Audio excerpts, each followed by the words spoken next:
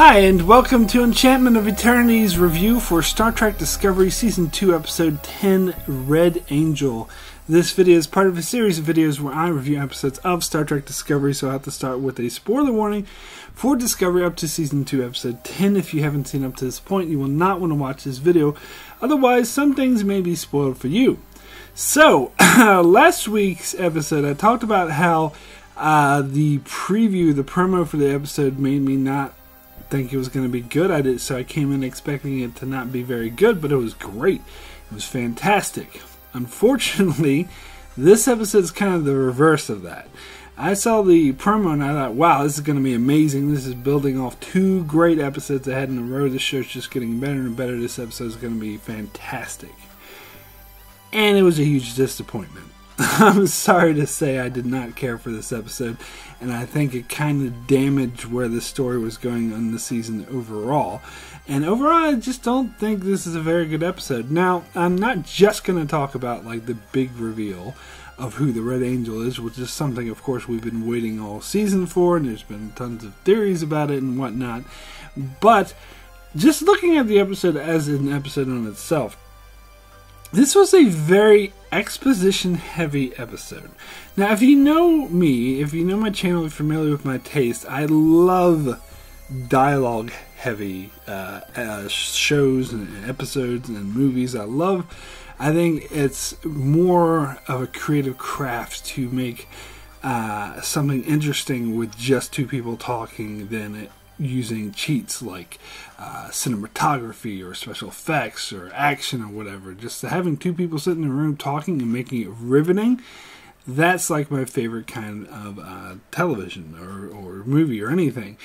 But that's not what we got here. I think there's a distinct difference between this episode and the stuff I do like Tarantino's work or Deep Space Nine episode Duet, where this is not in riveting, like powerful dialogue exchange. It's just exposition, and this I think is not very well written. They didn't really pull off this exposition very well. It was just mainly just people talking about what's happening rather than actually seeing any sort of action about what's happening. I mean, we did get something at the very end of the episode, but I think that I had issues with that all over the place.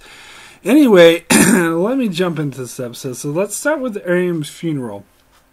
Now, I have mixed feelings about this scene because if you know my review of last week's episode, I loved that episode. I thought Airiam's death was extremely powerful. So it does kind of make sense that they would have some follow-up to it and have her funeral. But at the same time, I think they were overdoing it a bit because they were playing it as though she were a character that we know and love and that we cared about, but she wasn't. And I talked last week about how last week's episode didn't matter that she was not a very well-known character because her death worked for that episode.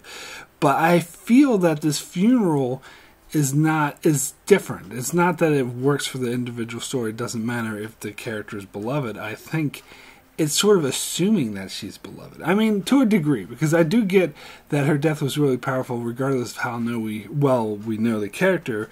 It did affect the characters we do know, like Burnham and Stamets and Spock and people like that. So I think we did need to see the funeral to an extent, but I think that having every single character, even some of the minor characters, like make a speech, it did feel like something like they were trying to emulate like Tasha Yar's death or Jadzia Dax's death or something, but those were like main characters. Those were important characters that we knew. Airiam was just some background character who would spout out, oh, shields are down or whatever every once in a while. To be honest, I mean, to be completely fair. So I do think that, as I said, mixed feelings about this. Parts of it were necessary, parts of it were overdone. Anyway, so not only was this episode featured a lot of like dialogue exposition scenes rather than doing anything, some of these scenes I thought had very poor writing, very poor dialogue. Particularly the scene that I thought personally was particularly cringe-worthy was the scene with Georgiou and Stamets and Tilly, and then Hugh comes into the room, Colbert, and she's, starts hitting on Stamets, and he's like, "You do know I'm gay?" And she's like, "Oh, the Stamets I know is pansexual," and Colbert is like, "No, he's gay. I'm gay. We're all gay. So why you?" And I don't know. There's just something about that dialogue, like the way they talked, and especially the way like she dismissed Tilly as like, "Oh, shut up, blah blah blah." That felt very, very fake. It didn't feel true to the characters. It didn't feel like it belonged in a Star Trek. Not to forget about the Star Trek. Don't be like, "Oh, it's not Star Trek." No, like any sci-fi sort of serious action show that this is, it doesn't feel like it belongs there. It feels like it belongs in a cheap modern day sitcom or like an edgy like sitcom. It doesn't. Even then, I think it's kind of still a bit clunky, and just the way that they said, I don't know. It's just something about this dialogue. I think it was awful, and I think a lot of scenes actually were written very poorly. Dialogue-wise, but this was probably the worst one. This is the one that stood out to me the most. But then again, there are a few exceptions. There are a few scenes in this episode I did like, as I don't think this episode was horrible overall, because then you got other powerful scenes that actually were written well, like with Spock and Burnham. Like, that was a very powerful scene. It was a good payoff to these characters. It was great seeing Spock sort of realize Burnham's important, and stuff like that. But then you get stuff with Ash Tyler and Burnham, which I was not convinced when they kissed. I was not convinced by their connection. I was not convinced by their romance. And it's funny because I love to harp on season 1, and I often talk about how much season 2 is much better than season 1. But as I was watching this scene with Tyler and Burnham, I kept thinking to myself, this relationship doesn't work in season 2. It worked in season 1. In fact, I think it was one of the best things about season 1 was the Tyler and Burnham relationship. I think they sold it, and they made it make a lot of sense. Here in season 2, particularly in this episode, I don't buy it. I don't think it's interesting, and I don't think it's well done. And in previous episodes, I talked about Colbert's story and how he's like dealing with the fact of becoming a new person. I think in this episode they continue that story arc, but it kind of feels like they're losing steam, like they don't really know what to do, and like the whole scene with him talking to the Admiral felt really unnecessary and again poorly written. I mean, I do like the kind of exchanges he and Stamets had, and how Stamets is like, "Not now, it's not a good time, might not ever be a good time." Like that's good stuff, but the whole don't get me started on a Georgiou scene again. But anyway, and then we had like, all right, so let me try to get into the heart of this episode now. So then we had Burnham and Leland, and she found out he confessed to killing her parents or whatever, or allowing them to be killed. But really, he didn't kill them. He was just negligent. He made a mistake. He was a young officer starting out, and he deeply regretted it. So why is Burnham punching him? Like, I felt like it seemed like the show wanted me to sympathize with her and like, oh, this asshole's getting what he deserves. But that's not how I felt. I felt that she was overreacting and that she was being the villain here. She was in the wrong for hitting him because he obviously made a mistake that he deeply regrets. And so I don't know. And if something about it, because again, I constantly fought back against this thing about Burnham being a Mary Sue. I think that's ridiculous. I don't think she is. But in this scene, like, I find it kind of felt like they were playing our Office.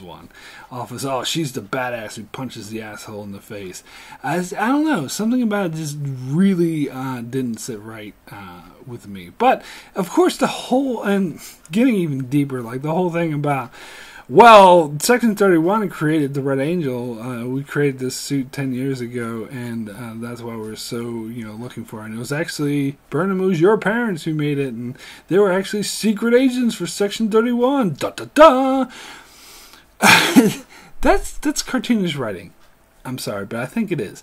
I think that is very, like, the whole thing about, first of all, it's retconning, because it's very clear that they didn't think of this in season 1. It's very clear that they just used her parents' background story. She was killed by the Klingons to create a complicated situation with the Klingons. But now they're cheating, because they're retconning it, because the season 2 is not about the Klingons. Season 2 is about the Red Angel. So they're in Section 31, so they're retconning it to be like, okay, your parents' death didn't have to do with the Klingons, because that's season 1. We're not in season 1 anymore. We're done with the Klingons. We're with the Red Angel and Section 31. So now we're going to change it so your parents' death had to do with Section 31 and Red Angel, because that's where we're focused now, which I think is bullshit. Honest. If you're familiar with my channel, I'm very consistent on this. I don't like when they retcon characters' pasts. I mean, even if it doesn't necessarily contradict anything, it's still it's very obvious that they just thought of it. Like the whole Bashir being genetically enhanced thing, Deep Space Nine, like that irked me a lot. Then again, they came up with little excuses to explain away any inconsistency. So there wasn't it wasn't so much that was inconsistent. It was more of that it's obvious that they're just cramming it in later, and that they didn't think of it now, and they were just, actually, no, all along her parents were actually these cool secret agents for Section 31. They were scientists. Like, something about that in any TV show or movie that really irks me. I think it's cheap. I think it's lazy writing, to be honest. And so I wasn't very thrilled. And plus, like, the whole Red Angel costume, like the technology, like, it was seen as something like futuristic. Like, they were speculating as like 500,000 years into the future. Like, it's this huge futuristic thing. It was able to accomplish all this. It was able to go there. And then we find out Section 31 created 20 years ago. Now, let's leave aside how much that fucks with Star Trek canon. Leave that aside.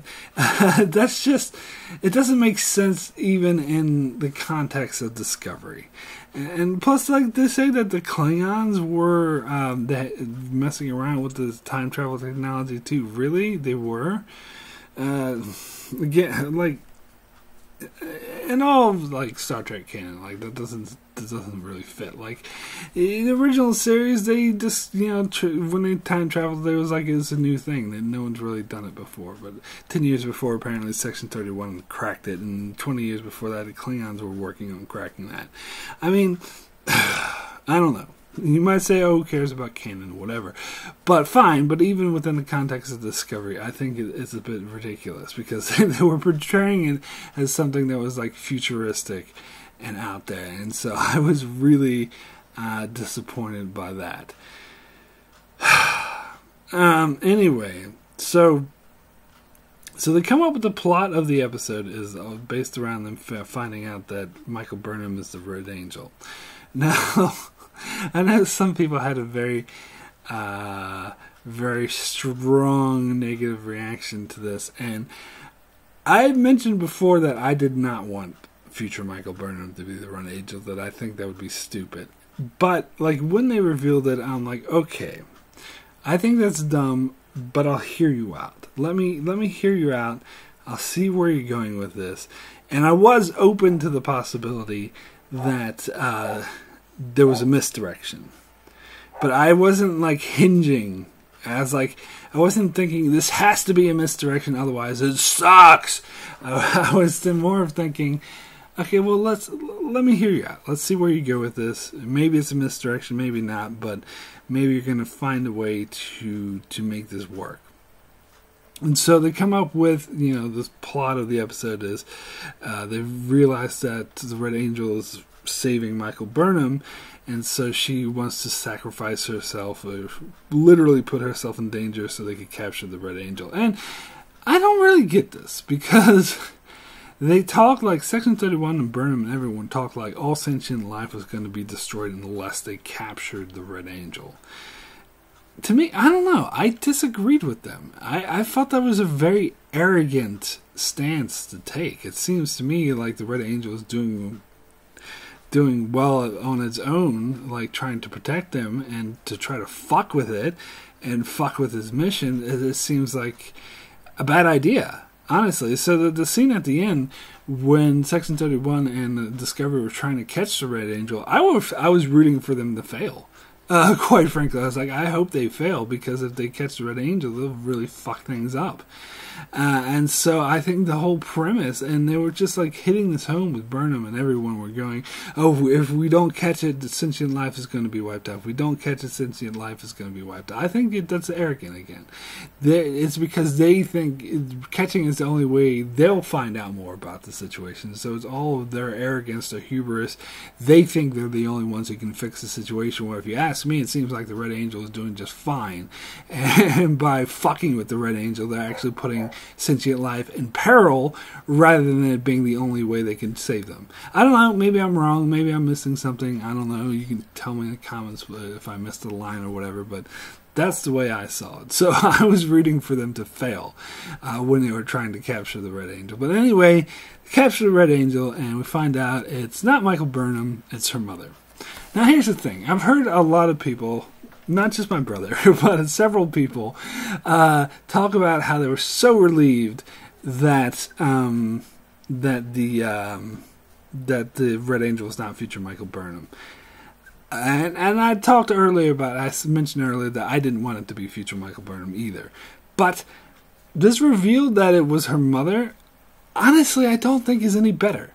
And part of me might think is even a bit worse. Because here's the thing.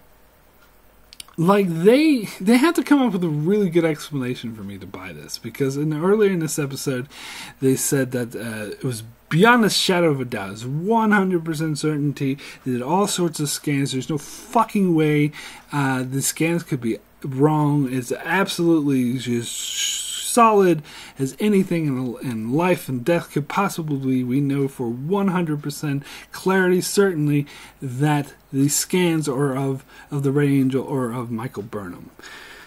So they have to come up with a reason why that's not the case. And simply saying, oh, it's her mother is not, repeat, not a good enough reason. If they came up with something like, I think some possible explanations that might appease me a little bit. We'll see how they play it, though. Could be, like, because Colbert talked about how an AI would not be able to fake this, like a unique signature, and AI doesn't know how to fake it.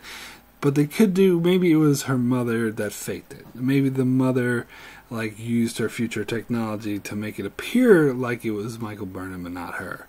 So that I might buy, if they do something like that. But if they don't try to explain it, and they just be like, oh, it's just her mother and we got the two confused. No, that's not how it works. That's not how parentage works. So if they do that, I'll be fucking pissed. But even at the moment, I think I didn't really care for the reveal that it was, because, again, this is retconning her parents. Not only were her parents these super scientist secret agents, but they're still fucking alive, or at least the mother is. And she was the Red Angel the whole time. Like, that is a retcon of one of the worst degrees, in my opinion, personally. Like, because we were told the parents, and again, you might say, but it's not inconsistent. It's not about inconsistency. Throw that out the window. Who cares? Like, they can come up with perfectly good explanations to explain how it fits into season 1. That's not my issue. My issue is that it goes against the story. It goes against what we're told. It's lazy writing. It's retconning, and it's changing this main character's past to make her the center of the fucking story. And I don't like it. I do not like it. I think it's bad writing. I don't know. I'm still open. I'm not going to sit here and be like, the rest of the season is definitely going to suck.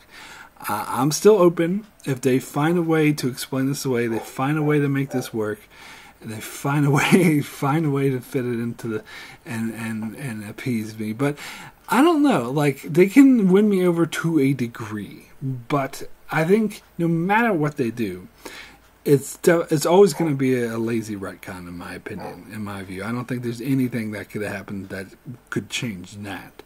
And it's kind of like the reveal of Lorca being from the Mirror Universe. Like, I hated that at first, but they kind of made it work, but still, it never really worked for me because there was an inherent drawback to doing that. And I think it's the same thing with the Red Angel being Michael Burnham's mother. to be honest. But whatever. We'll see where this goes. Anyway, my rating for this episode, Red Angel, out of 10 is a 4 poor. As I said, there were some good things about it. There were some good scenes, like the scene with Burnham and Spock. Some of the Pike interplay was pretty good. The ending was kind of intense, even if I had a lot of issues with it. But I had a lot of issues with this episode. I think as an episode itself, again, they went crazy with the lens flares, first of all. And it was poor writing. A lot of these scenes were badly written. There's dialogue scenes I did not buy. Characters seemed out of character. They retconned this past badly, and they've been building up to this big reveal all season. And it's just really just a retcon bullshit. But anyway, that's it for my review of Red Angel. And we'll be back next week, hopefully, where I will finally be in the United States once again. And I will hopefully be able, so I might be a bit late depending, but I will hopefully be able to cover next week's episode 11. So be sure to check that out. Check out my channel for many more reviews on other Star Trek shows, as well as I cover other shows like The Expanse, Lost, Game of Thrones, and more. So be sure to subscribe so you can keep up with all of that. Thanks a lot for watching.